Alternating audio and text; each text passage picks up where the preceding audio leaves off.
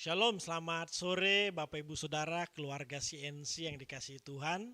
Sore hari ini kita akan bersama-sama mengikuti seminar mengenai mujizat yang akan dibawakan oleh Pendeta Dr. Robson Samosir. Mari sebelum kita belajar bersama mendapatkan rema dari kebenaran firman Tuhan, kita satu hati di dalam doa. Tuhan Yesus, kami bersyukur Engkau masih memberikan kepada kami kesempatan untuk kami belajar secara dalam, untuk kami lebih mengenal-Mu Tuhan melalui seminar pada sore malam hari ini. Tuhan Yesus, turunlah berkat-Mu, hikmat takut akan Tuhan, sehingga setiap kebenaran yang disampaikan jatuh di tanah hati yang subur, tertanam berakar berbuah 60-100 kali lipat. Biarlah Tuhan juga memberikan anugerah pengampunan atas kami.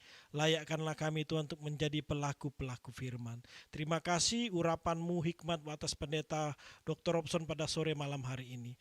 Dalam nama Tuhan Yesus kami sudah berdoa dan bersyukur. Haleluya, amin. Puji Tuhan Bapak Ibu Saudara, langsung saja kita sambut hambanya Bapak Pendeta Robson Samosir. Tuhan Yesus mengasihi kita semua. Silakan Pak Pendeta. Shalom Bapak Ibu Saudara yang terkasih. Akhirnya setelah sekian lama kita tidak seminar, kembali seminar diselenggarakan di masa COVID ini, namun masih dalam suasana online, tapi tidak membuat kita berhenti belajar kebenaran firman Tuhan melalui ibadah maupun seminar-seminar yang biasa kita lakukan. Nah, kali ini seperti tema yang sudah kita ketahui, kita mau bahas mengenai mujizat. Menjadi sangat penting menurut saya kita memahami mujizat itu dalam perspektif biblical, secara alkitabiah, supaya kita tidak salah memahami Tuhan dan keadaan kita, atau hal-hal yang terjadi di dunia ini, seperti COVID-19. Ya, kita tidak mungkin mempersalahkan keadaan atau siapapun, apalagi Tuhan, kalau kita sudah memahami mujizat dalam pengertian yang benar. Ya, bisa saja kita jadi mempertanyakan mana mujizat Tuhan. Kalau memang Tuhan itu ada dan Tuhan itu mengasihi kita, di mana mujizatnya? Mengapa dia tidak bertindak? Mengapa dia tidak menyatakan kuasanya, kedaulatannya? Nah, mungkin ada di antara kita yang berpikir demikian, mempertanyakan pertanyaan-pertanyaan yang demikian. Nah, mudah-mudahan lewat seminar ini kita mendapatkan pencerahan dan akhirnya memahami dan mengerti dan semakin diteguhkan iman kita lewat pembahasan mengenai mujizat. Alkitab dipenuhi dengan kisah-kisah tentang mujizat. Namun yang menjadi pertanyaan fundamentalnya adalah apakah mujizat masih ada atau masih berlangsung hari ini? Apakah mujizat itu masih terjadi atau memang mujizat itu memang tidak pernah ada, atau bahkan mujizat-mujizat yang dikisahkan oleh Alkitab itu hanya sekedar sebuah mitos, ya, mitos yang dikarang-karang, cerita yang dikarang-karang, seperti yang dipandang oleh kaum liberal atau teolog liberal seperti Rudolf Bultmann yang menganggap bahwa mujizat yang disaksikan oleh Alkitab itu adalah cerita dongeng yang harus dibuang dari Alkitab. Lalu lahirlah istilah yang disebut dengan demitologisasi. Ya, demitologisasi. Semua kisah-kisah mujizat itu dianggap mitos dan semua mitos harus dibuang daripada Alkitab. Nah, benarkah demikian? Benarkah kisah-kisah mujizat dalam Alkitab itu hanyalah mitos dan mujizat itu tidak pernah ada? Atau kalaupun ada, itu di zaman para rasul. Sekarang sudah tidak terjadi lagi. Pada waktu itu saja, ya, untuk menunjukkan bahwa Tuhan itu hadir, untuk Yesus menunjukkan bahwa dia Mesias, lalu dia menyatakan mujizat.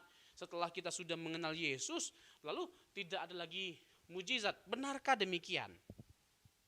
Jadi memang betul mujizat itu dianggap tidak ada oleh sekelompok orang dengan karakteristik yang berbeda-beda.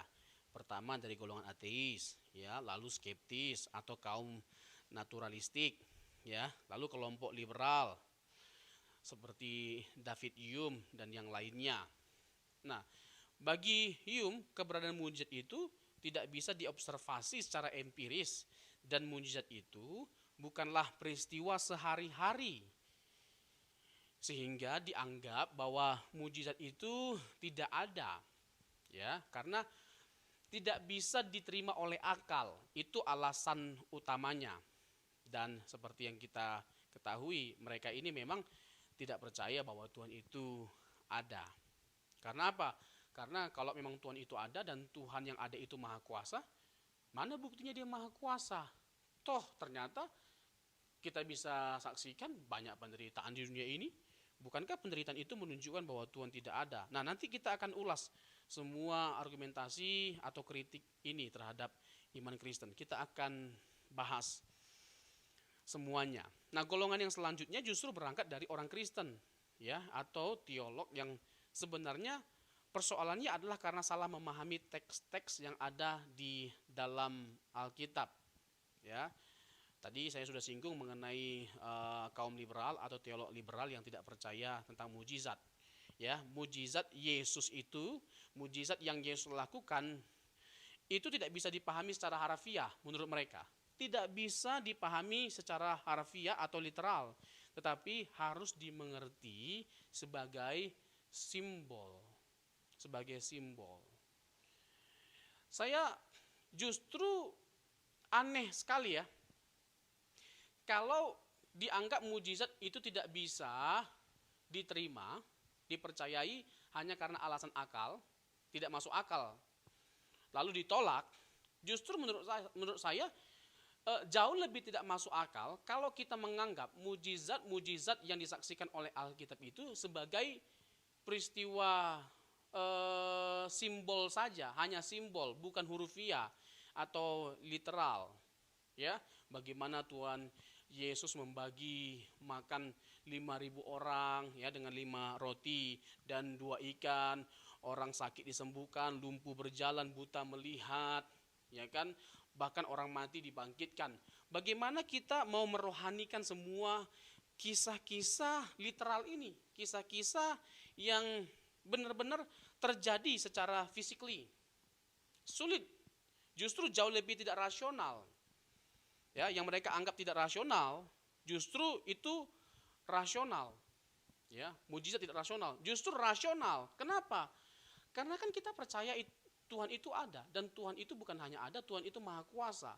Kalau kita percaya Tuhan itu ada dan Tuhan yang ada itu maha kuasa, maka tidak ada kesulitan bagi kita untuk mempercayai kisah-kisah mujizat atau peristiwa supranatural.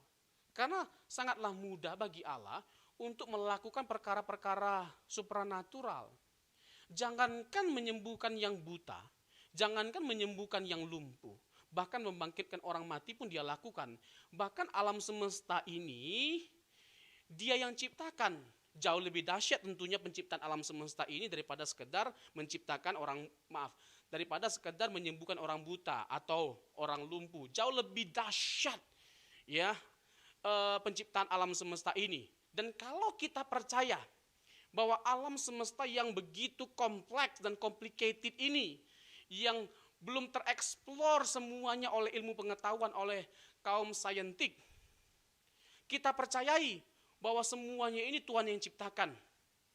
Seharusnya tidak ada kesulitan bagi kita untuk percaya bahwa orang sakit bisa disembuhkan oleh Tuhan, mujizat bisa dilakukan oleh Tuhan. Seharusnya tidak ada yang sulit untuk kita mempercayai hal itu, menerima hal itu ketika kita percaya bahwa Tuhan yang ada adalah Tuhan yang Maha Kuasa dan Tuhan yang menciptakan alam semesta. Nah, jadi mereka sangat menekankan rasio dan bahkan keadilan sosial. Dan mereka itu mengagumi Tuhan Yesus, senang sama Tuhan Yesus, karena Yesus itu adalah tokoh yang sangat menarik ketika kita berbicara tentang keadilan sosial, ya, tindakan sosial.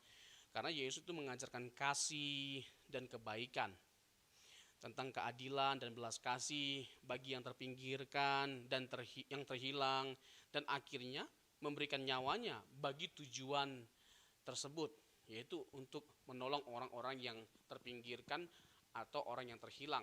Bahkan mereka sendiri tidak percaya kematian Yesus itu untuk menyelamatkan setiap umat manusia. Padahal itu menjadi inti dari kekristenan. Inti dari kekristenan. Menjadi tidak ada lagi artinya kita menjadi menjadi tidak ada lagi artinya kita menjadi Kristen kalau inti dari kekristenan itu sendiri kita tolak. Yaitu apa? Yesus itu Tuhan, dan Yesus yang adalah Tuhan itu datang untuk menyelamatkan setiap kita. Nah, selain kelompok ateis, ya, liberal atau kaum naturalistik, ada juga orang-orang Kristen yang percaya akan mujizat tapi tidak percaya bahwa karunia-karunia kesembuhan itu masih ada. Mereka percaya mujizat itu masih ada, tetapi mereka tidak percaya adanya orang-orang tertentu yang dipakai Tuhan dengan karunia kesembuhan, dengan karunia mujizat. Ya, ini lebih kepada kesalahpahaman dalam menafsirkan sebuah teks di dalam Alkitab. Seperti 1 Korintus 13 ayat 9 sampai yang ke-10. 1 Korintus 9 ayat 1 Korintus 13 ayat yang ke-9 dan yang ke-10. Dikatakan demikian, sebab pengetahuan kita tidak lengkap dan nubuat kita tidak sempurna. Ayat 10. Tetapi jika yang sempurna tiba, maka yang tidak sempurna itu akan lenyap. Nah, mereka memahami bahwa yang sempurna itu adalah kanon, satu. Ada juga kelompok yang memahami bahwa yang sempurna itu adalah rasul-rasul. Ketika rasul-rasul sudah mati, sudah meninggal, tidak ada lagi karunia-karunia mujizat, sudah berhenti. Ya, berhenti di zaman para rasul, semuanya sudah mati, ya sudah nggak lagi mujizat. Atau ketika Alkitab sudah dikanonkan, ya, dikanonkan menjadi 66 kitab, ya, PL dan PB, 39 PL, 27 Perjanjian Baru. Ketika Alkitab sudah selesai dikanonkan, ya sudah selesai, ya. Tidak ada lagi orang-orang tertentu yang Tuhan pakai dengan karunia mujizat, karunia kesembuhan. Jadi di awal-awal kekristenan saja itu. Nah, pertanyaannya, benarkah tafsiran ini? Yang pertama, perlu saya tegaskan bahwa tidak ada satupun yang saya lihat, ya, tidak ada satupun indikasi yang saya lihat dalam Alkitab di mana dikatakan bahwa Allah berhenti melakukan mujizat atau tidak akan ada lagi mujizat Tuhan kerjakan. Tidak ada satupun indikasi dalam Alkitab saya temukan ayat seperti itu. Yang kedua, tidak mungkin dalam pengertian kanon, ya, kanon Alkitab. Kenapa? Karena waktu Paulus menulis surat ini, nggak pernah terpikirkan oleh Paulus tentang kanon. Terlintas dalam pikiran Paulus tentang kanon. Dia nggak tahu menahu mengenai kanon. Bahwa Alkitab ini, bahwa surat yang dia tulis ini akan menjadi bagian dari kanon di suatu hari nanti. Jadi dia nggak memikirkan kanon. Nah, kalau Rasul Paulus ketika menulis surat ini tidak mengasumsikan yang sempurna itu dalam pengertian kanon, lalu mengapa kita memahami atau menyimpulkan itu dalam pengertian kanon? Lucu bukan? Nah, lalu dalam pengertian apa seharusnya kita memahami yang sempurna itu? Jawabannya, di ayat yang ke-11. Karena sekarang kita melihat dalam cermin suatu gambaran yang samar-samar, tetapi nanti kita akan melihat muka dengan muka. Jadi yang sempurna itu berbicara tentang kedatangan Tuhan Yesus kali yang kedua. Jadi ketika Yesus datang kali kedua, maka semua karunia-karunia itu menjadi lenyap atau menjadi tidak ada artinya. Ya, karunia bahasa roh, karunia hikmat, ya, karunia mujizat, karunia kesembuhan, dan yang lainnya. Karena surga itu sempurna. Kita tidak membutuhkan semua hal itu lagi ketika kita sudah di surga. Karena nggak ada yang sakit, nggak ada penderitaan, nggak ada sakit penyakit, nggak ada penderitaan, nggak ada duka cita, nggak ada tangisan, nggak ada kematian, nggak ada takut kehilangan keluarga lagi seperti kita di bumi. Sudah nggak ada lagi semua hal yang buruk itu. Yang ada hanyalah keindahan dan persekutuan bersama dengan Allah, bersama dengan Bapa, bersama dengan Kristus. Dan di satu sisi itulah yang membuat kita itu merindukan surga, yaitu suasananya. Ya, suasana surga yang tidak akan pernah kita temukan selama kita di dunia ini. Keindahannya. Dan keindahan surga itu bukan hanya berbicara tentang tidak ada lagi sakit penyakit, tidak ada lagi duka cita, tidak ada lagi tangisan, tapi persekutuan bersama dengan Yesus. Persekutuan bersama dengan Yesus. Itulah keindahan yang sempurna dari surga. Ketika kita di surga. Nah, jadi tidak ada ruang bagi kita sebenarnya untuk menyatakan bahwa mujizat itu tidak ada. Ya. Karena tidak pernah ada indikasi saya lihat dalam Alkitab yang menegaskan bahwa Tuhan tidak lagi melakukan mujizat atau mengerjakan mujizat dalam kehidupannya. Karena apa? Karena memang sejatinya Tuhan itu masih ada. Dan selama Tuhan itu masih ada, ya kita percaya mujizat masih ada lah. Kecuali Tuhan sudah tidak ada lagi yang ada mujizat. Tapi kan lucu kalau kita menganggap Tuhan sudah tidak ada lagi. Kalau kita menganggap sebuah kelucuan untuk percaya bahwa Tuhan itu ada, justru jauh lebih lucu untuk kita percaya bahwa Tuhan itu tidak ada. Jauh lebih aneh. Ya kan? Dan jauh lebih sukar kita menjawab hal-hal yang ada di dunia ini kalau kita tidak percaya Allah itu ada. Seperti alam semesta ini. Bagaimana alam semesta ini bisa ada tanpa kita percaya Tuhan? Dengan mudah kita bisa menjawab alam semesta ini ada ketika kita percaya Tuhan. Mudah sekali bagi Allah menciptakan alam semesta ini. Dan bagaimana mungkin kita menyimpulkan Tuhan itu tidak ada dengan kita melihat diri kita. Begitu kompleks, begitu sempurna diri kita ini. Waduh, ini karya agung dari Tuhan yang maha agung. Sebuah karya agung yang Tuhan kerjakan.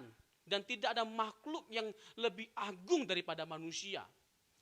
Tidak ada makhluk apapun di dunia ini yang lebih agung, lebih mulia daripada manusia. Karena apa? Karena dia menciptakan kita dengan gambar dan rupanya. Kita memiliki keserupaan dengan dia. Itulah yang membuat manusia itu begitu agung, begitu mulia. Dan begitu complicated, begitu kompleks. Dengan melihat diri kita sebagai ciptaan, gak mungkin kita menolak keberadaan Tuhan. Gak mungkin Tuhan itu tidak ada. Semuanya begitu presisi.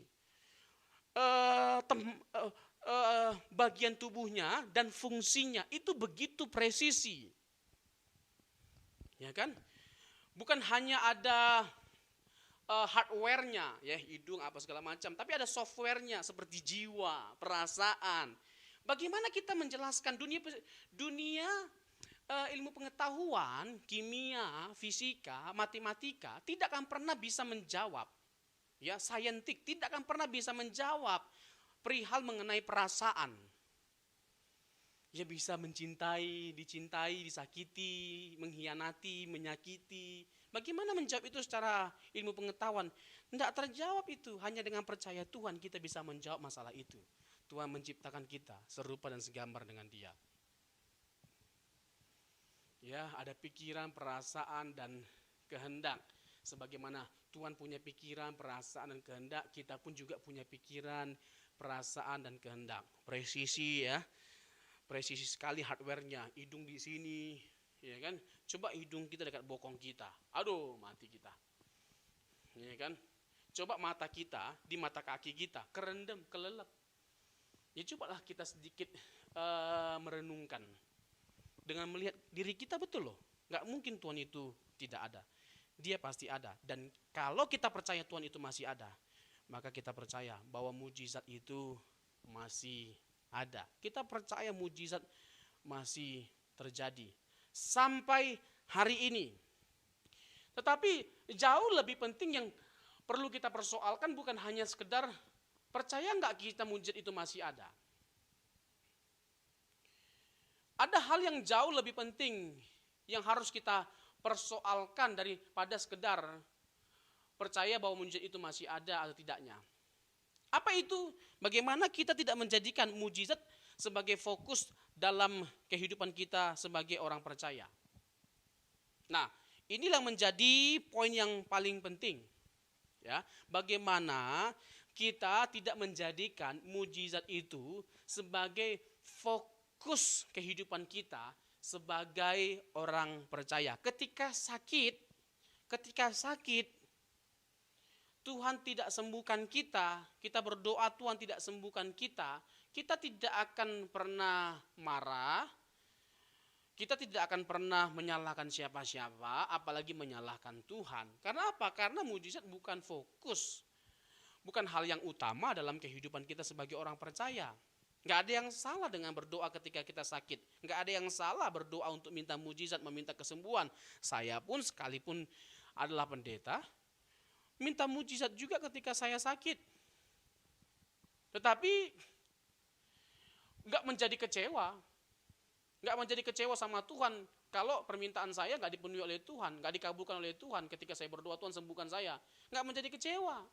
Karena apa? Karena saya tahu bahwa mujizat itu tidak menjadi fokus. Dan saya nggak bisa mengatur Tuhan lewat doa saya. Saya tidak boleh mengatur saya tidak boleh mengatur Tuhan dengan doa saya. Ini poin penting yang harus kita ingat. Jangan pernah mengatur Tuhan lewat doa kita. Ada kuasa dalam doa. Oh, tunggu dulu, kuasa, ya. Kuasa. Kita percaya bahwa doa orang benar itu besar kuasanya. Besar kuasanya. Bukan kuasa doa loh. Orang benar besar kuasanya. Doa orang benar. Nah, pertanyaannya, kita sudah hidup benar belum? Sudah menjadi orang benar belum? Itu masalahnya. Besar kuasanya. Oh iya, pasti. Loh, kita anak Tuhan kok. Orang lain aja dia perhatikan, masa kita nggak diperhatikan oleh dia? Kita mengasihi dia, begitu dekat dengan dia. Tapi salah satu bukti bahwa kita ini dekat dengan Tuhan, ya kita harus mengerti pikiran Tuhan. Kita harus mengerti pikiran Tuhan. Nah, itu dalam ya, kalau sampai di titik itu. Kalau sampai dia tidak menyembuhkan saya, jangan-jangan ada sesuatu yang lain yang ingin dia kerjakan dalam kehidupan saya. Jangan-jangan ada maksud dan tujuannya. Yang pasti memang tidak mungkin tidak ada maksud dan tujuan Tuhan di balik sakit penyakit atau persoalan yang kita alami. Pasti ada maksud dan tujuan Tuhan. Dan kesembuhan rohani jauh lebih penting daripada kesembuhan jasmani. Tapi tidak semua orang mau menerima kebenaran ini. Karena sejatinya pun Tuhan Yesus itu menyelamatkan kita dengan berkorban, memberikan nyawanya untuk menyembuhkan spiritual kita, kerohanian kita. Oleh bilur-bilurnya kamu disembuhkan. Itu dalam konteks kerohanian, spiritual, karakter, bukan jasmani. Kalau begitu Bapak nggak percaya dengan mujizat dong? Oh, saya percaya. Saya percaya. Tapi jangan jadi memaksakan maksud dari sebuah teks dong. Ayat itu tidak sedang bermaksud seperti itu. Yang disembuhkan itu adalah karakter kita, jiwa kita. Nah, ketika kita sakit secara jasmani, lalu sakit kita tidak disembuhkan oleh Tuhan, bahkan sakit kita itu membawa kita kepada kematian. Tapi sebelum kita mati, kita jadi semakin dekat dengan Tuhan. Jiwa kita itu dipulihkan oleh Tuhan loh, lewat sakit kita. Itu juga berkat sebenarnya. Jadi berkat itu tidak harus dalam pengertian jasmani, tapi juga rohani, di mana kita semakin mencintai Tuhan, dekat dengan Tuhan, intim dengan Tuhan. Itu juga berkat. Nah, perlu kita memahami pikiran Tuhan. bukti bahwa kita dekat dengan Tuhan, kita harus memahami kehendak dan pikirannya. Dan bukankah itu yang disarankan oleh Rasul Paulus, supaya kita memiliki pikiran dan perasaan seperti yang terdapat di dalam Kristus. Jadi jangan pernah mengatur Tuhan lewat doa kita. Tidak ada yang salah dengan punya keinginan, tapi jadikanlah keinginan Tuhan melebihi dari semua keinginan kita, di atas dari semua keinginan kita. Paksakan diri kita untuk memenuhi apa yang menjadi kehendak Tuhan dalam kehidupan kita. Bukan kita memaksakan Tuhan untuk memenuhi apa yang menjadi keinginan kita. Dan bukankah itu yang Yesus ajarkan bagi setiap kita, teladankan bagi setiap kita ketika berdoa di Taman Getsemani. Matius 26 ayat 39. Sekiranya cawan ini berlalu, but not my will, but your will be done. Tapi bukan kehendakku, melainkan kehendakmu. Salah nggak punya keinginan? Nggak salah. Ya, tapi sebenarnya perlu kita persoalkan terlebih dahulu sebelum kita meminta, motivasi kita. Ya, untuk apa Tuhan menyembuhkan kita? Kalau dengan kita disembuhkan oleh Tuhan, kita menjadi semakin mencintai Tuhan, silakan perkarakan, silakan persoalkan. Tapi jangan jadi tidak mengasihi Tuhan atau undur daripada Tuhan ketika apa yang kita minta tidak dipenuhi oleh Tuhan. Kita nggak disembuhkan oleh Tuhan.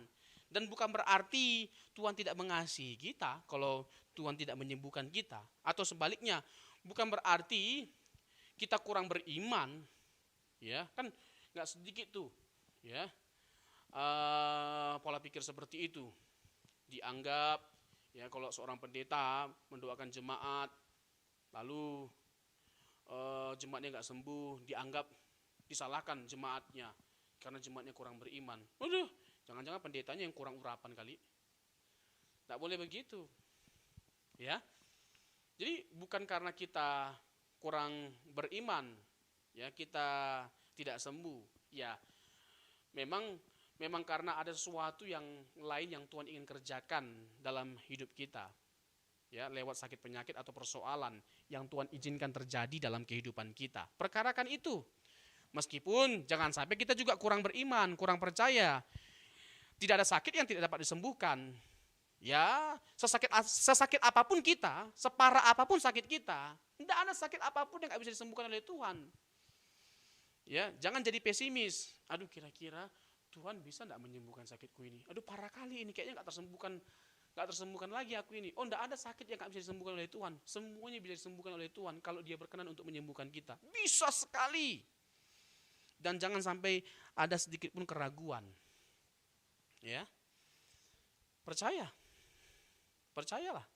Tuhan bisa melakukan apa saja kalau Dia menghendakinya. Tapi lebih dari itu, belajarlah untuk hidup dalam kehendak Tuhan. Tuhan pasti menolong kita. Tuhan pasti menolong kita dalam kita melewati setiap persoalan yang ada.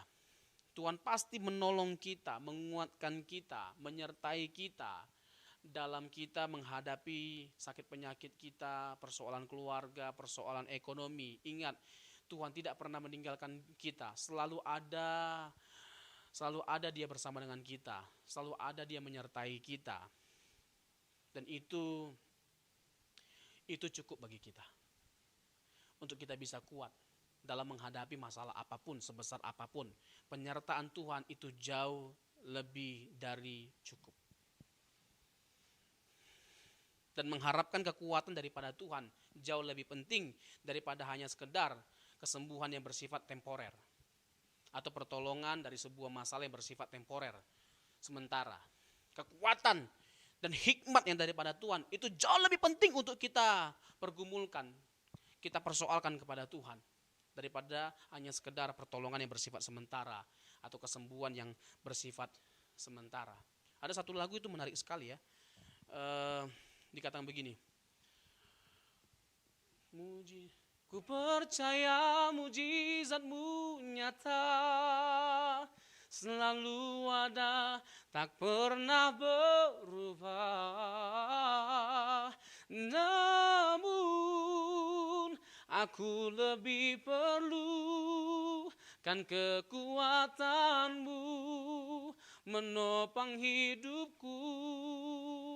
Jadi aku percaya mujizatmu itu nyata. Aku percaya mujizatmu nyata. Kesembuhan bisa engkau sediakan bagiku. Tapi aku lebih butuh kekuatan darimu. Sehingga aku bisa tetap kuat ketika aku tidak mengalami kesembuhan. Aku tetap kuat dan tetap bertahan. Sekaligus juga tetap percaya kepada Tuhan. Aku butuh kau kuatkan aku, topang hidupku, dan itu lebih dari cukup. Selanjutnya dikatakan, ku percaya berkat-Mu melimpah, selalu ada, tak pernah berubah. Namun aku lebih perlu hati yang bersyukur, hati yang percaya bahwa segalanya akan indah pada waktunya. Aku percaya berkat Tuhan itu melimpah dan Dia sanggup mengubah keadaan ekonomi kita yang dari biasa-biasa menjadi luar biasa. Oh, terlalu bisa Tuhan. Terlalu bisa Tuhan menolong kita dalam keadaan krisis yang sedang melanda bukan hanya Indonesia tapi dunia. Sangat bisa Tuhan menolong melakukan karya yang ajaib dalam kehidupan kita. Sangat bisa. Tapi kita lebih perlu hati yang bersyukur. Masih ada loh yang bisa kita syukuri dalam kehidupan kita meskipun ya keadaan ekonomi kita tidak membaik, pekerjaan kita tidak membaik, finansial kita lagi tidak membaik. Masih tetap ada alasan untuk kita bersyukur loh. Masih ada yang kita syukuri. At least kita masih bisa makan. Masih ada pakaian yang kita kenakan. Masih bisa jalan-jalan. Cuman dulunya Jerman, sekarang jajaran Matraman. Dulu Australia, sekarang Condet. Ya kan? Udah gak seperti dulu lagi, gak jadi masalah. Jangan mengharapkan kehidupan kita seperti yang dulu. Tapi harapkanlah kehidupan kita seperti yang Tuhan kehendaki. Sehingga dalam setiap keadaan hidup kita, kita bisa lewati. Mau baik ataupun buruk. Karena apa? Karena yang kita perkarakan adalah hidup kita di mata Tuhan. Dalam pandangan Tuhan.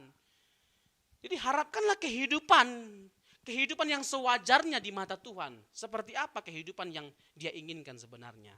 Dalam sekali sebenarnya lagu itu Bapak Ibu. Ya. Dan lagu itu merupakan inti dari seminar ini juga.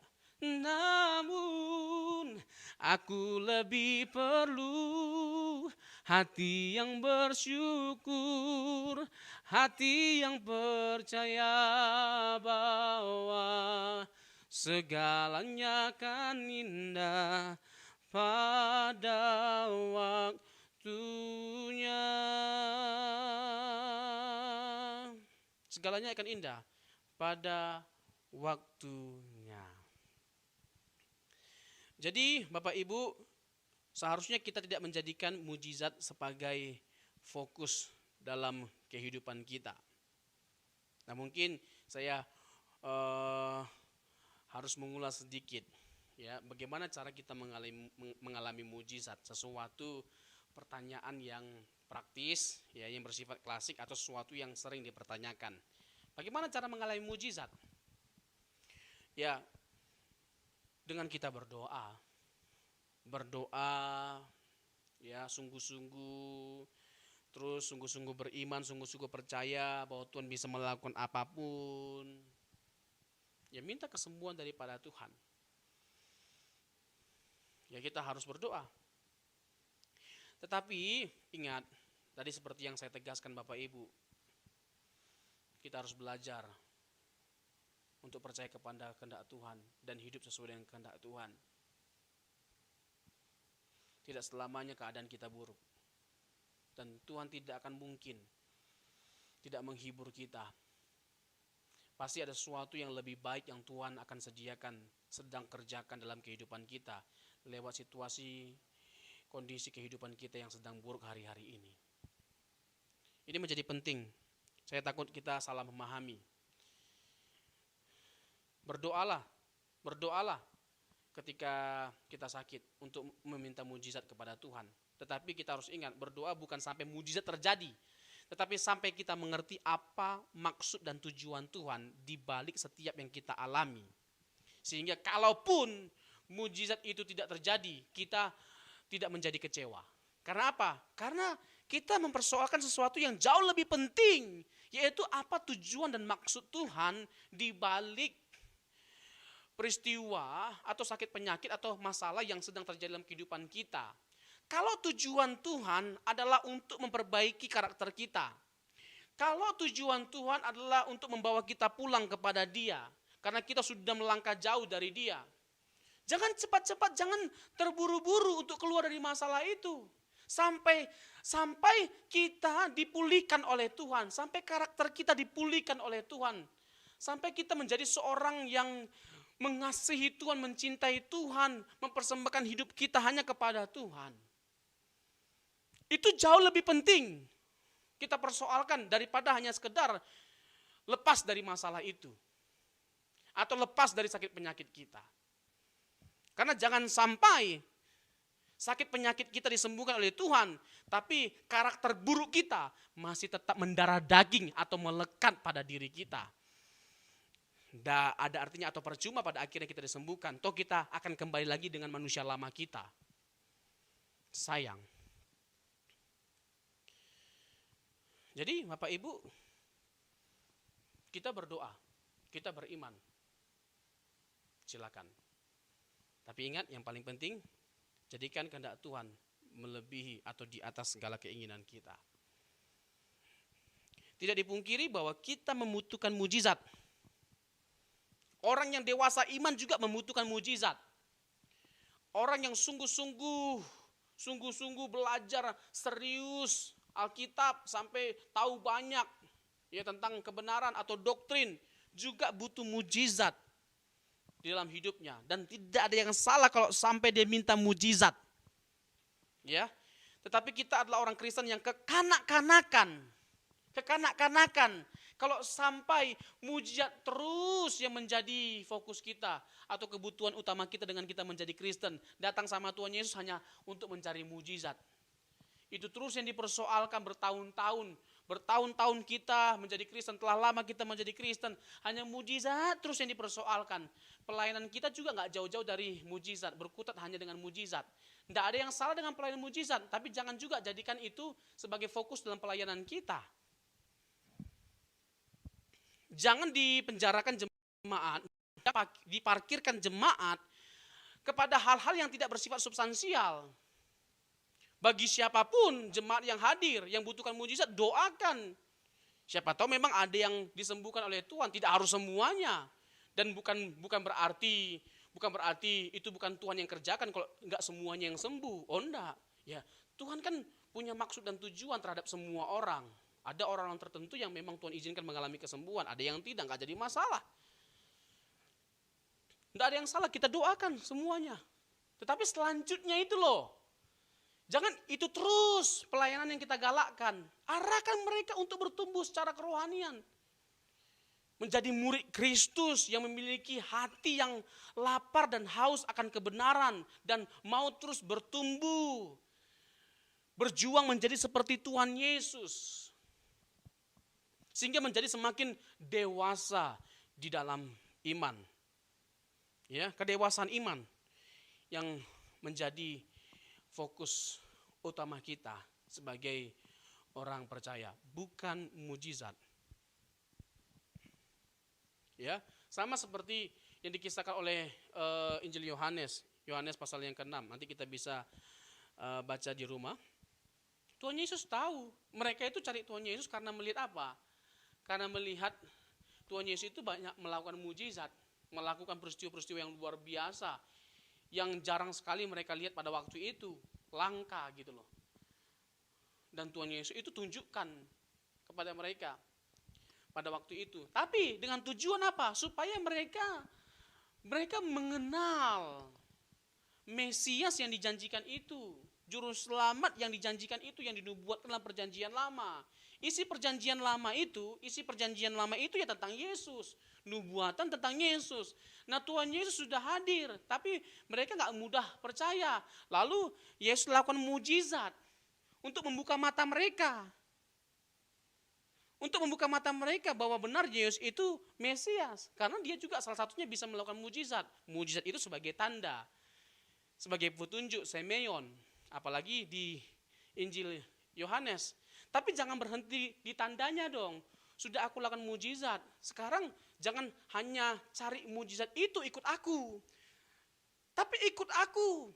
Dengan segala apa yang ingin kuajarkan padamu, hidupi kebenaran itu. Itu yang Tuhan Yesus inginkan dari mereka. Langkah awalnya adalah membuka mata mereka lewat perkara mujizat yang Tuhan Yesus lakukan. Ternyata enggak. Yesus tahu motivasi mereka. Nah, jangan sampai kita motivasi ikut Yesus itu mujizat terus, berkat terus.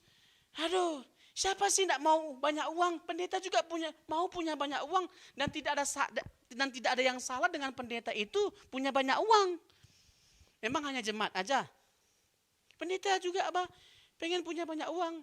Tetapi apakah kita menjadi kecewa hanya karena nggak punya banyak uang, bahkan nggak punya uang? Kan enggak.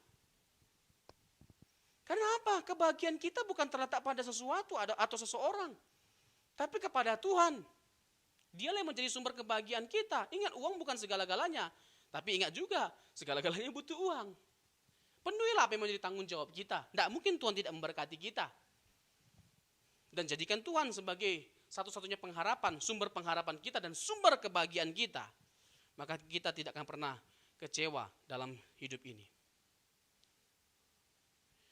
Jadi ingat Bapak Ibu yang terkasih, pergumulan kita sebagai orang percaya adalah bagaimana setiap hari kita semakin dewasa rohani.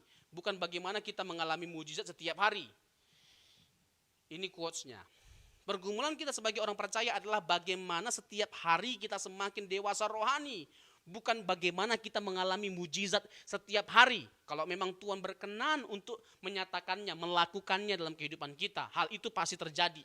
Tapi kalau Tuhan tidak mengindahkan apa yang kita inginkan, jangan sedikit pun menyalahkan Tuhan atau kecewa terhadap Tuhan. Seharusnya kita memandang seperti ini, bahwa seorang yang dewasa rohani tidak lagi butuh tanda untuk percaya. Justru seseorang yang minta tanda supaya dia semakin percaya, itu rendah bobot imannya. Sama seperti Thomas. Aku nggak percaya. Padahal sudah ada bukti dari kebangkitan Tuhan Yesus. Sudah ada sejumlah saksi yang menyaksikan kebangkitan Tuhan Yesus. Tapi gila loh, dia tetap gak percaya. Masih tetap butuh bukti. Sekali-kali aku gak percaya kalau aku gak merapat tangannya sama lambungnya. Lalu akhirnya Tuhan Yesus menampakkan diri kepada dia dan dia merapat tangan dan lambung Tuhan Yesus. Tapi ingat apa kata Tuhan Yesus? Ya, dan ini menjadi peringatan keras terhadap orang-orang yang skeptis, ya, teragu. Ya, orang-orang yang ragu terhadap iman Kristiani seperti keberadaan Tuhan, keilahian Yesus dan lain sebagainya macamnya. Kebangkitan Kristus dari kematian. Thomas ini menjadi case bagi mereka, ya, yang masih suka skeptis terhadap mujizat atau kebenaran atau perihal hal-hal yang bersifat supranatural. Tuhan Yesus berkata apa? Berbahagialah mereka yang tidak melihat namun percaya. Berbahagialah mereka yang tidak melihat namun percaya. Jadi iman yang berbobot itu bukanlah iman yang mendapatkan bukti atau verifikasi. Justru iman yang hebat itu adalah iman yang mana kita nggak melihat bukti, nggak melihat tanda, tapi kita bisa percaya. Dan itulah percaya yang benar. Kita punya satu pengharapan terhadap sesuatu yang tidak kelihatan. Surga, Tuhan, gak kelihatan Tuhan itu. Gak kelihatan surga itu. Tapi kita percaya, kita punya pengharapan bahwa suatu hari nanti, karena Yesus sudah mati bagi kita, kita akan dibawa pulang ke tempatnya yang mulia. Kita percaya, kita punya pengharapan akan hal itu. Dan hal itu pasti akan terjadi. Sebagaimana dia telah bangkit dari kematian. Apapun yang dia katakan, termasuk janjinya untuk membawa kita pulang ke surga, itu pasti tergenapi. Tidak mungkin tidak tergenapi. Tapi dibutuhkan pengharapan. Roma menegaskan, kalau sudah terlihat itu bukan pengharapan lagi. Pengharapan itu adalah percaya terhadap hal-hal yang tidak kelihatan. Itu percaya, itu pengharapan. Dan pengharapan itu membuat kita jadi kuat dalam kita menjalani kehidupan kita. Sesukar apapun, sesulit apapun hidup kita saat ini. Pengharapan membuat kita jadi kuat. Sama seperti yang digambarkan oleh kitab Ibrani. Ibrani pasal yang ke-6. Saul, jangkar, kecil. Tapi dia bisa menopang kapal yang besar. Saul itu bicara tentang pengharapan. Jangkar di dalam laut tidak kelihatan, tapi bisa menopang kapal yang begitu besar. Kita punya pengharapan kepada Tuhan yang tidak kelihatan, tetapi meskipun dia tidak kelihatan, dia layak dan bisa kita harapkan. Dan dia yang tidak kelihatan bisa menopang kita dalam kita menyelesaikan masalah kita, sebesar apapun masalah kita. Maukah kita tetap percaya kepada Tuhan dalam segala keadaan hidup kita? Mempercayai dia dalam apa yang hendak dia nyatakan, kerjakan, sediakan bagi kita. Dan kita tidak menaruh curiga sedikit pun terhadap Tuhan. Jadi justru iman yang membutuhkan tanda itu lebih rendah bobotnya. Kalau kita melihat contoh Thomas. Jadi apakah ada mujizat? Masih ada. Sampai hari ini masih ada mujizat? Masih ada. Tetapi kalaupun tidak terjadi, tidak jadi masalah sama sekali. Karena iman kita tidak tergantung pada terjadi mujizat atau tidaknya. Tetapi kepada Tuhan Yesus. Dan kita tidak mau mengikuti dia karena apa yang dia lakukan. Tetapi karena cintanya yang sempurna bagi setiap kita. Sampai nyawanya pun dia pertaruhkan bagi setiap kita. Itulah yang membuat kita tetap percaya kepada dia. Sekalipun mujizatnya tidak kita alami. Sekian kebenaran firman Tuhan. Sekian diskusi kita, sekian seminar ini. Tuhan Yesus memberkati. Mari kita bersatu dalam doa. Kami bersyukur ya Tuhan buat kebenaran ini. Dan kami percaya bahwa Tuhan pasti mengerjakan sesuatu yang baik dalam kehidupan kami. Baik itu lewat mujizat yang Engkau akan nyatakan atau tidak. Ada maksud dan tujuan Tuhan di balik semuanya itu. Dan yang paling penting kami mohon Tuhan yang memberikan kami kekuatan untuk kami bisa kuat dalam menjalani kehidupan kami, menyelesaikan masalah kami dalam pekerjaan kami, rumah tangga kami, dalam semua masalah di setiap aspek kehidupan kami. Kami minta kiranya Tuhan yang menolong kami, sertai kami. Dan kami akan melakukan tanya jawab, masuk kepada sesi tanya jawab. Tuhan yang kiranya menuntun setiap kami. Dalam nama Yesus kami bersyukur dan berdoa. Amin. Baik, shalom. Selamat sore Bapak Ibu semua. Kita bersyukur sore hari ini kita punya kesempatan untuk bertanya jawab. Sudah ada beberapa pertanyaan yang masuk. Nanti Pendeta Robson akan menjelaskan setiap pertanyaan ini. Kita bersyukur Bapak Ibu Saudara juga tetap mengikuti seminar ini. Baik, Pendeta Robson, sore hari ini ada sebuah pertanyaan yang berhubungan dengan apa yang sudah Pendeta Robson tadi jelaskan. Bahwa jangan terus-menerus gereja atau hamba Tuhan menjadikan mujizat itu sebagai fokus dalam pelayanannya. Dan memang demikian yang terjadi di lapangan. Tapi bagaimana dengan tanggapan bahwa setiap tubuh Kristus itu memiliki fungsinya masing-masing. Ada yang menjadi kepala, ada yang menjadi tangan, ada gereja yang spesialisnya melakukan pujian penyembahan, pengajaran, ada gereja yang spesialis melakukan mujizat. Bagaimana tanggapan Pendeta Robson mengenai pertanyaan ini? Ya, sebenarnya betul, ada banyak bentuk pelayanan yang bisa kita lakukan. Ya, beragam ya. Ada orang yang memang punya karunia untuk mengajar, ya, karunia untuk bernubuat, karunia kesembuhan. Tapi karunia itu bukan tujuan. Tapi karunia itu sebagai sebuah sarana yang Tuhan titipkan bagi setiap kita untuk membawa setiap jiwa-jiwa itu menjadi semakin mengenal dan semakin serupa dengan Kristus. Ya, entah itu kita mengedepankan pelayanan mujizat, mengedepankan pengajaran Alkitab dan lain sebagainya macamnya. Setiap bentuk pelayanan apapun harus sama-sama berlomba-lomba untuk membawa orang yang kita layani menjadi semakin mengenal dan semakin serupa dengan Kristus. Jadi setiap tubuh Kristus yang punya kespesialisasiannya masing-masing. Maksudnya pendeta Robson harus mengarahkan jemaat kepada muara, yaitu serupa seperti Kristus. Ya. Jadi tidak persoalan dia pakai pelayanan mujizat, pujian penyembahan Ya. dan sebagainya. Yang penting arahnya satu, jemaat dibawa menjadi serupa seperti Kristus. Dengan catatan, misalnya orang yang mengedepankan pelayanan mujizat, ya, didoakan orang sakit, Tuhan percayakan ya satu pengalaman yang luar biasa dalam pelayanannya. Tuhan pakai dia untuk menyatakan kesembuhan bagi orang-orang yang sakit. Tapi what next? Apa yang selanjutnya? Nah, itu menjadi poin yang penting untuk diperkarakan oleh setiap orang yang punya karunia mujizat atau karunia kesembuhan atau yang mengedepankan pelayanan di bidang ini.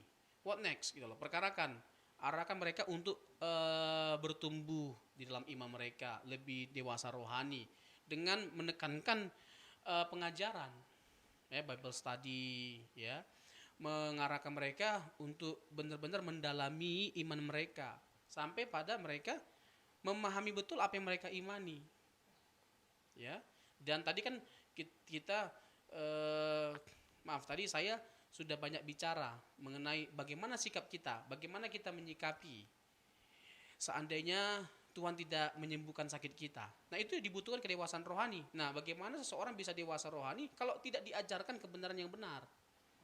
Ya, jadi jangan dipenjarakan, jangan diparkirkan hanya dengan perihal mujizat. Itu maksud saya. Ya, berarti silakan setiap gereja dengan karunia masing-masing menjalankan pelayanannya, tapi harus diingat bahwa setiap jemaat harus diarahkan kepada keserupaan seperti Kristus atau pengajaran yang dalam, pengajaran yang benar. Kalau tidak, ya tanggung risiko masing-masing mungkin pendeta ya. Iya. Lalu ada pertanyaan pendeta, apa tanggapan pendeta Robson dengan banyak fenomena yang terjadi, ibadah-ibadah kesembuhan yang dilakukan oleh beberapa hamba Tuhan, lalu terekspos hamba-hamba Tuhan ini semasa melakukan mujizat tersebut ternyata hidupnya tidak benar, tapi mujizat bisa terjadi pada saat itu. Jadi ada fenomena kita bisa melihat acara KKR atau kesembuhan dan sebagainya. Ada hamba-hamba Tuhan yang melakukannya pada saat itu dan orang itu sembuh. Nah, setelah sekian waktu diketahui bahwa pada saat hamba Tuhan ini melakukan mujizat, ternyata pada saat itu hidupnya sedang tidak benar. Ya, apakah persoalan moral, persoalan keuangan, penyalahgunaan keuangan dan sebagainya. Kok bisa terjadi mujizat itu, pendeta? Oke. Ya, kenapa bisa mujizat terjadi? Ya, apa yang menjadi? Ya, ini mungkin sesuatu yang perlu kita pertanyakan dulu ya. Apa yang membuat Tuhan menyatakan kuasa mujizatnya melalui orang yang seperti ini? Betul. Ya, tapi sebelumnya saya mau mempersoalkan ini dulu. Nanti kita masuk kepada Matius 7 ayat 21-23 ya. Jadi kan konteks yang paling tepat lah yang bisa kita angkat untuk menjawab pertanyaan itu. Matius 7 ayat 21 sampai 23. Bahwa ini menjadi peringatan keras bagi hamba-hamba Tuhan untuk tidak mempermainkan karunia Tuhan. Satu, kedua menyalahgunakan karunia-karunia Tuhan. Ya, karunia-karunia roh. Tidak menyalahgunakan karunia-karunia roh.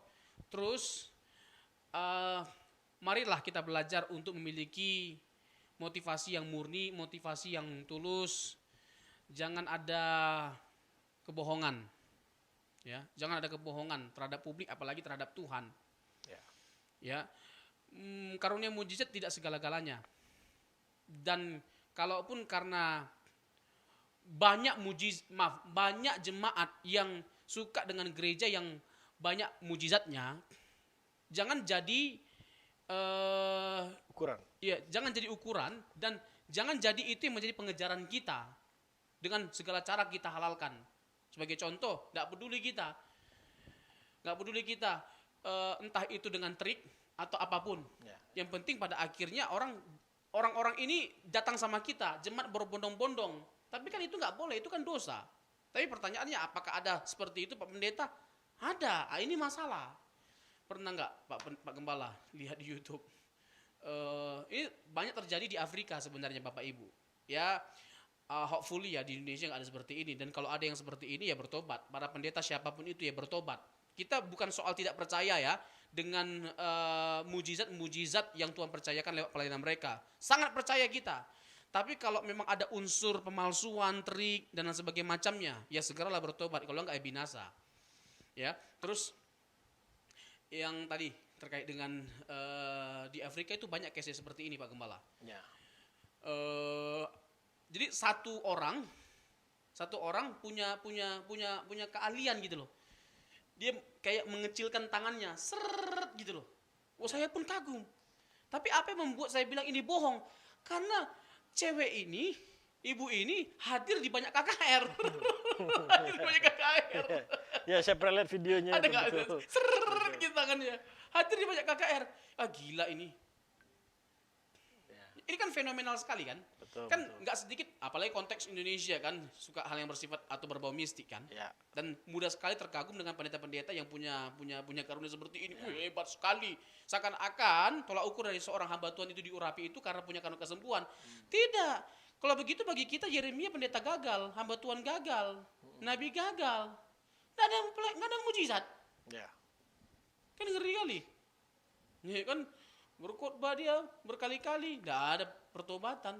Nabi Yeremia, nabi gagal kalau mujizat itu menjadi tolak ukur, kesembuhan menjadi tolak ukur. Ya. Jadi salah besar. Nah, ada ya manipulasi dari hamba-hamba Tuhan dalam melakukan pelayanan mujizat. Jadi hati-hati sekali.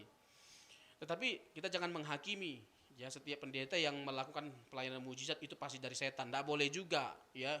Ada juga yang begitu, pendeta-pendeta yang begitu menghakimi sekali. Ya. Enggak, kita ini kan percayalah Tuhan itu masih bekerja hingga hari ini. Dan kalau dia mau melakukannya, dia berkenan untuk melakukannya, hal itu pasti terjadi. Ya, jadi hati-hati dengan manipulasi seperti itu. Ya. Nah, Matius 7 ayat 1-23, Bang. Ya. Ini kan bukan setiap orang yang berseru kepadaku Tuhan akan masuk surga. Betul. Melainkan dia yang melakukan kehendak Bapa yang di surga. Pada hari terakhir banyak orang akan berseru kepadaku Tuhan, bukankah kami bernubuat demi namamu dan mengusir setan demi namamu dan mengadakan banyak mujizat demi namamu juga? Nah, pertanyaannya apakah ini nabi benar atau tidaknya? Ini hamba Tuhan benar atau tidaknya? Pasti benar. Hidupnya yang nggak benar. Kalau dia nggak benar, kenapa dia bisa ngusir setan? Ya. Tuhan pakai kok dia. Betul. Iya kan? Meskipun hidupnya nggak benar. Tapi kenapa Tuhan pakai dia padahal hidupnya nggak benar? Untuk kemuliaan Tuhan. Either itu dengan motivasi yang baik atau tidak baik, pada akhirnya Tuhan bisa pakai kita untuk kemuliaan nama Dia. Ya bisa saja kita punya motivasi dan tujuan yang tidak benar ketika kita melayani, ya kan? Ya. Tapi ada orang yang tersentuh dengan pelayanan kita, Betul. gitu loh. Jadi nama Tuhan dipermuliakan dengan sejumlah orang yang tersentuh lewat pelayanan kita. Ya. Jadi case-nya begitu, Bang. Bisa saja. Dan sebenarnya itu merupakan kesempatan bagi orang itu untuk bertobat ya. Tuhan masih beri kesempatan untuk hamba Tuhan yang hidup tidak benar ini untuk bertobat sebenarnya ya. Iya. Jadi sekalipun dia melakukan pelayanan, hidupnya kurang benar dan pelayanan mujizat terjadi atau orang terberkati, sebenarnya kalau dia tangkap itu kesempatan untuk dia berubah. Jangan terus dimanfaatkan ya, hidup yang seperti itu ya. Sebenarnya begitu pendeta. Benar, ya. Betul ya. Buah dari pelayanan itu bisa menjadi alasan untuk dia kembali kepada Tuhan. Iya, baik. Lalu ada lagi pertanyaan, apakah menghujat Roh Kudus atau apakah orang-orang yang tidak percaya mujizat terjadi, tidak percaya sampai hari ini atau nanti sampai Tuhan Yesus datang pelayanan mujizat itu masih ada dan terus ada, apakah orang-orang yang tidak percaya mengenai mujizat ini termasuk orang-orang yang menghujat Roh Kudus, pendeta? Sebenarnya begini, menghujat Roh Kudus itu kan karena kita didapati melakukan kesalahan, mendukakan hati Roh Kudus, ya menduka citakan Roh Kudus. Nah, kalau kita merujuk kepada Matius pasal yang ke-12 itu kan ketika mempersoalkan masalah hubungan antara Yesus dan Beelzebul. Ya. Jelas sekali ahli Taurat itu kan menghina Roh Kudus. Ya. Menghina Roh Kudus. Lalu apa yang ditegaskan oleh Tuhan Yesus dalam Matius pasal yang ke-12 itu? Di ayat yang ke-32, apabila seorang mengucapkan sesuatu menentang anak manusia, ia akan diampuni. Tetapi jika ia menentang Roh Kudus, ia tidak akan diampuni. Ya. Di dunia ini tidak, dan di dunia akan datang pun tidak. Jadi apa yang membuat Yesus bisa melakukan semua pekerjaan-pekerjaan yang dahsyat itu? Ada Roh Kudus. ya, yang menguasainya, Ya. yang berdiam dalam dirinya. Jadi ketika dianggap bahwa Yesus itu melakukan mujizat dengan kuasa setan, Ya. sebenarnya sedang menghina Roh Kudus, menghujat Roh Kudus. Kudus. Itu konteksnya pada waktu itu. Jadi kalau sampai pada seseorang menolak Roh Kudus, ya itu yang dianggap sebagai sebuah dosa. Jadi kalau ada orang-orang yang hari ini tetap memilih apakah dia Kristen atau tidak, dia tidak percaya mujizat itu terjadi, Itu sebenarnya lebih kepada kesalahan penafsiran terhadap teks. Jadi percaya semua mujizat yang dalam Alkitab, tapi ada perdebatan terhadap teks-teks tertentu seperti yang saya uraikan tadi, ya, di 1 Korintus pasal yang ke-13 ayat 9 dan 10. ya. Ya kan? Yang sempurna. Jadi ketika yang sempurna itu tiba, ya sudah lenyap semua nanti itu. Ya. Jadi terkait dengan mujizat dalam Alkitab mereka tetap percaya. Tapi Nah, bagaimana dengan orang yang tidak percaya, maksud saya pendeta? Jadi dia sudah benar-benar skeptik gitu ngelihat mujizat, ini mah rekayasa, ini mah bukan dari Tuhan. ketidakpercayaan itu berangkat dari teks itu. Karena yang sempurna itu sudah tiba. Sempurna itu maksudnya kanon Alkitab. Alkitab sudah ada, jadi nggak perlu lagi semuanya itu. Sudah dikanonkan gitu loh. Oh, jadi Bukan karena menolak pekerjaan Tuhan. Ya, jadi kalau ada dari kalangan Kristen dia tidak percaya mujizat berdasarkan ayat itu sebenarnya salah dalam menafsirkan ayat itu. Iya, lebih kepada perbedaan penafsiran atau perdebatan teks. Ya, baik. Ya, jadi bukan berarti mereka jadi disimpulkan sebagai skeptik atau menghujat Roh Kudus atau tidak selamat. Oke, Ya. baik. Baik, Pendeta Robson, ada satu pertanyaan yang sangat menarik menurut saya dalam Markus 8 ayat 22 sampai 26. Di sini Tuhan Yesus tidak langsung menyembuhkan orang buta ini, tapi sampai 2 kali atau waktu kedua kali dia menyembuhkan baru terjadi kesembuhan. Kira-kira mengapa peristiwa ini harus terjadi? Apakah Yesus kurang sakti pada waktu itu atau apakah peristiwa ini masih bisa terjadi hari ini? Ada orang yang sudah datang beberapa kali kepada Tuhan lalu di hari kesekian atau di keberapa kalinya dia baru sembuh begitu. Ini nggak ada kaitannya tentunya dengan Yesus kurang berkuasa. Karena orang mati aja bisa disembuhkan, apalagi orang buta. Ya. Itu logika berpikirnya. Nah, ini sangkut pautnya dengan keadaan iman dari orang Israel dan si buta itu juga, orang yang buta itu juga yang disembuhkan oleh Tuhan. Ya, jadi ini juga berbicara tentang keterlambatan orang Israel untuk percaya kepada Yesus yang adalah Mesias lewat peristiwa kesembuhan dari orang buta ini yang bertahap. Seharusnya tidak ada yang menjadi penghalang bagi mereka untuk langsung percaya kepada Yesus. Ya, karena memang Tuhan Yesus itu sudah dinubuatkan dalam kitabnya mereka, Perjanjian Lama, sudah dinubuatkan, sudah disaksikan, dan mereka seharusnya sudah memiliki pengetahuan, tapi mereka tidak langsung percaya. Ya. Nah, lewat peristiwa kesembuhan orang buta yang bertahap ini, Tuhan menggambarkan keadaan iman atau kerohanian mereka, orang Israel. Nah, itu sangat bisa dipertanggungjawabkan. Itu kan dari Markus 8 itu kan. Betul. Nah, sebelumnya Markus 8 ayat 11 sampai 13 perihal mengenai orang Farisi meminta tanda. Orang Yahudi, golongan orang Farisi meminta tanda.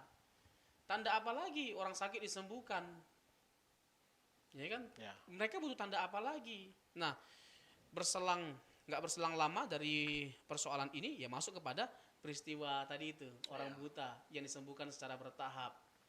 Ya kan? Nah, ini jelas menggambarkan keadaan spiritual mereka dan juga keadaan spiritual dari orang buta ini, Pak Gembala. Karena begini, gambaran ini dimanfaatkan oleh si Markus sebagai gambaran pemulihan orang beriman yang dulu belum mengenal Yesus dari dekat, tetapi lalu meninggalkannya. Kembalinya si buta kepada Yesus, ya. Proses berimannya kembali digambarkan dalam beberapa tahap, ya. Si buta mau dibawa kepada Yesus dan mohon bantuan kepada Yesus. Si buta mau mengakui dirinya buta. Lalu si buta mau dituntun oleh Yesus dan membiarkan dirinya bersama Yesus. Lalu si buta membiarkan diri disembuhkan oleh Yesus, dijamah matanya dan dioles dengan ludah Yesus. Si buta mau menjawab pertanyaan Yesus dengan jujur. Si buta mau mengakui kenyataan bahwa kesembuhannya bukan karena usahanya sendiri, tetapi karena Yesus. Jadi Tuhan Yesus juga dengan melakukan mekanisme kesembuhan seperti ini membuat si buta itu bergantung kepada Tuhan Yesus, tidak langsung meninggalkan Tuhan Yesus. Ya. Ya, artinya kepada Yesuslah harusnya kita bergantung. Itu nilai spiritual atau makna rohani yang bisa kita petik dari peristiwa ini. Jadi ini juga terkait dengan kondisi kerohanian dari orang buta ini, imannya, dan juga kepada orang-orang Israel seperti orang Farisi. Ya. Jadi peristiwa seperti ini masih bisa dialami oleh orang Kristen hari ini dong, pendeta. Artinya kalau dia memang lambat percaya, maka mujizatnya juga nyusul gitu. Faktornya banyak selain itu, karena memang ya tidak ada yang salah dengan Tuhan melakukan sesuatu secara bertahap. Seperti penciptaan alam semesta ini kan, dalam 6 hari Tuhan melakukan karya penciptaan sebelum pada akhirnya beristirahat pada hari ke-7. Bertahap dia melakukan segala sesuatunya, apalagi perihal mengenai mujizat. Jadi yang menjadi persoalannya adalah apa yang Tuhan mau kerjakan, Tuhan lakukan melalui proses ini. Ya. Gitu. Tahapan-tahapan itu. Baik. Pertanyaan terakhir, pendeta. Ya. Sebenarnya apa yang harus dilakukan oleh orang-orang yang sudah mengalami mujizat dan orang-orang yang belum mengalami mujizat? Sebenarnya apa yang harus mereka lakukan? What next-nya itu, lebih spesifiknya itu apa, pendeta? Karena ada orang-orang yang sudah mengalami mujizat, lalu bersaksi, kita dapati murtad, atau kita dapati sudah tidak Kristen lagi. Ada juga orang-orang yang tidak mengalami mujizat juga jadi down, jadi lemah imannya sehingga meninggalkan Tuhan. Nah, sebenarnya lebih tepatnya apa yang harus dilakukan oleh orang-orang yang sudah mengalami mujizat dan orang yang belum atau mungkin sama sekali tidak mengalami mujizat apa-apa. Ya, kalau kita merujuk kepada Yohanes pasal 6 ini yang sudah mengalami mujizat ya, bagi yang sudah mengalami mujizat. Tentunya harapan kita adalah bagaimana supaya mereka terus bertumbuh secara dewasa rohani. Ya, dalam kerohanian mereka, di dalam iman mereka tidak hanya sekedar memperkarakan atau mempersoalkan masalah mujizat.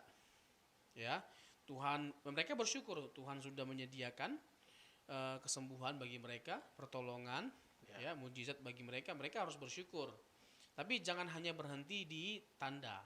Ingat, mujizat itu tanda, semeion, tanda petunjuk yang mengarahkan kita kepada Sang Pemberi petunjuk. Tuhan mau kita bergantung kepada dirinya, dan petunjuk atau mujizat dijadikan sarana untuk membawa kita kepada dirinya. Jangan berhenti di sarana itu, di petunjuk itu. Sayang sekali gitu loh.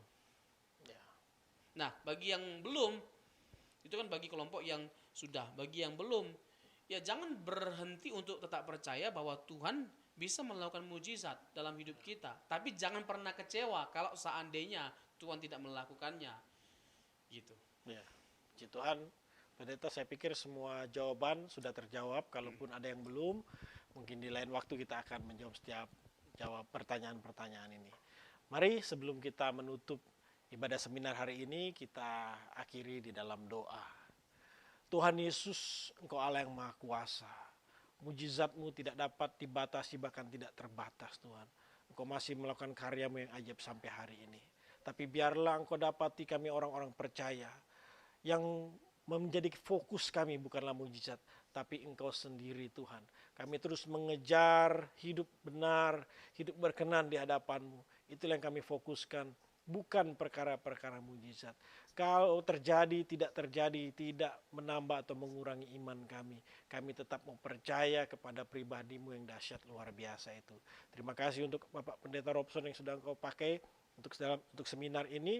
Bila Engkau memakai kehidupannya dalam pelayanan, dalam pekerjaan, dalam masa depannya, Engkau memberkatinya, Tuhan Yesus. Terima kasih sebelum kami berpisah satu dengan yang lain, bila Engkau memberkati kami, Tuhan. Wajahnya menyinari Engkau dengan kasih karunia. Tangannya yang kuat menuntun menyertai kemanapun Engkau pergi. Apapun yang Engkau kerjakan dibuatnya berhasil dan beruntung, nama Tuhan dimuliakan. Terimalah berkat Tuhan, sukacita, damai sejahtera, persekutuan yang semakin intim dengan Roh Kudus, sampai Tuhan Yesus datang kedua kali menjemputmu.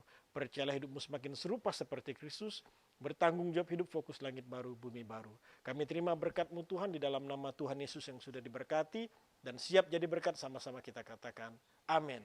Sampai bertemu dalam setiap program CNC Bapak Ibu Saudara. Tuhan Yesus mengasihi kita semua. Shalom.